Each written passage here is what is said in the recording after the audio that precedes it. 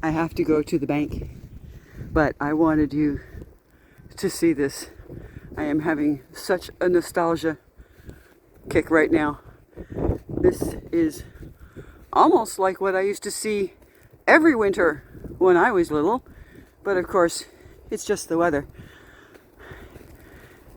When I was young,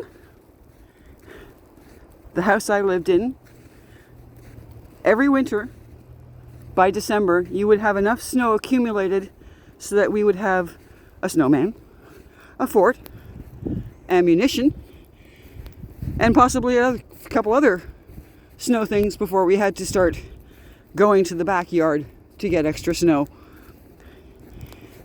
But as I've pointed out to people, when they try to say it's just the weather, my son was 31 when he passed away, almost 3 years ago.